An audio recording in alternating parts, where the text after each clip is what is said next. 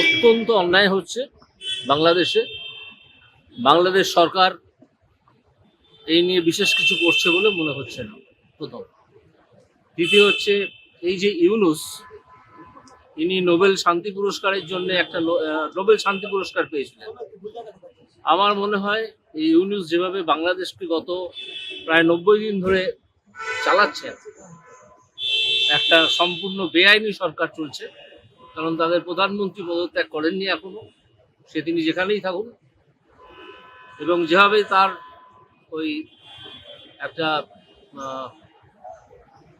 অস্থায়ী সরকার মতো তিনি গঠন করেছেন, তার হেড হয়েছেন, তাতে যেভাবে অন্য ধর্মের ওপর, বিশেষত হিন্দু ধর্মের ওপর যে আক্রমণ চলছে, তাতে আমি মনে করি নোবেল কমিটির এই মুহূর্তে তার নোবেল পুরস্কার ফিরিয়ে নেওয়া উচিত।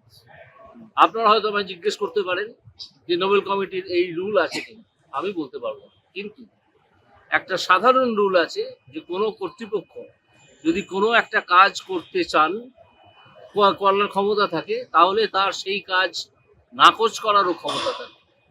সেই প্রিন্সিপালের উপর ভিত্তি করে আমি দাবি করছি নোবেল কমিটি এই মুহূর্তে ইউনেসের নোবেল পুরস্কার ফেরত নিয়ে নিক।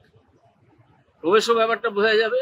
আন্তর্জাতিক পরিস্থিতি সবাই নজর রাখছেন, সব দেশ, এবং এই অসভ্যতা চলতে পারে না, প্রথম। দ্বিতীয় হচ্ছে, যাকে অ্যারেস্ট করা হলো প্রথম দিন,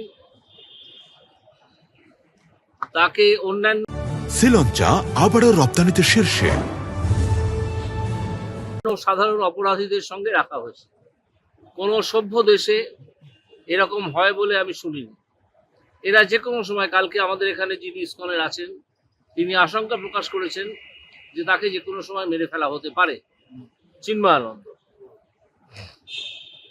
তো যদি আপনাকে আটকে রাখতেই হয়, এই অসভ্য বর্বর সরকার যেটা চলছে, তাকে যদি আটকে রাখতেই হয়, তাহলে আপনি কোনো গেস্ট হাউসে আটকে রাখুন তাকে, অন্য কোনো আলাদা জায়গায় নিয়ে গিয়ে আটকে রাখুন তাকে।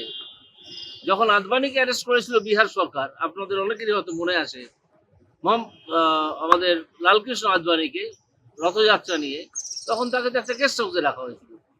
এরকম অনেক ক্ষেত্রে হয়। আপনারা এতই অসভ্যতা করছেন হিন্দু ধর্মের বিরুদ্ধে যে এই যিনি স্বামী চিন্ময়ানন্দ দাস, হ্যাঁ, চিন্ময় কৃষ্ণ দাস, তাকে সাধারণ অপরাধীদের সঙ্গে আটকে রেখেছেন। এই ঝুঁকি আপনারা নিচ্ছেন। আপনারা জানেন এর ফল কি হতে পারে। আপনারা হয়তো জানেন, কিন্তু টের পাবেন যদি তার কোনো ক্ষতি হয়।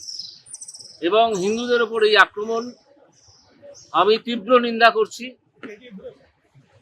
এবং এই ধরনের আক্রমণ, আমার কথাটা শেষ হয়নি, এবং তীব্র নিন্দা করছি। এবং যারা এই আক্রমণ চালাচ্ছেন, তারা জেনে রাখুন পৃথিবীর বিভিন্ন দেশে তাদের ধর্মীয় সম্প্রদায়ও আছে, তারা মিলেমিশে থাকে, যেমন আমাদের ভারতবর্ষ।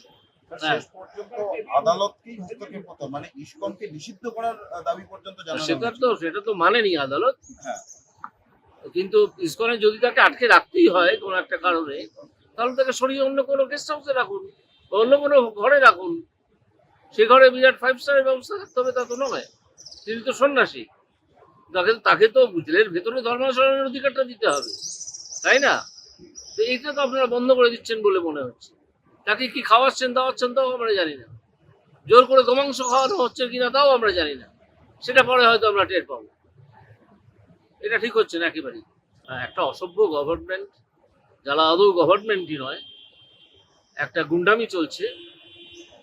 এবং সেনাবাহিনী এখনো কোনো প্রত্যক্ষ ভূমিকা নেয়নি, যদিও অনেকে আশঙ্কা করছেন যে একটা সেনা অভ্যুত্থান হয়ে যেতে পারে যে কোনো সময়। আমি জানি না হবে কি হবে না, সে হোক বা নাই হোক, তাদের কাছ থেকে আমরা এর চেয়ে আর কি বেশি প্রত্যাশা করব। একজন স্টেটের হেড, যিনি নোবেল শান্তি পুরস্কার পেয়েছেন, তিনি এটাকে সামলাতে পারছেন না। যদি না পারেন তো ছেড়ে দিন, আর তার নোবেল পুরস্কারটা খারিজ করা হোক, কেড়ে নেওয়া হোক। তাদেরকে থামিয়ে দেওয়া হবে তো। মমতা গভর্নমেন্ট কি করে আপনারা দেখতে পাচ্ছেন না? মমতা গভর্নমেন্ট কি করে?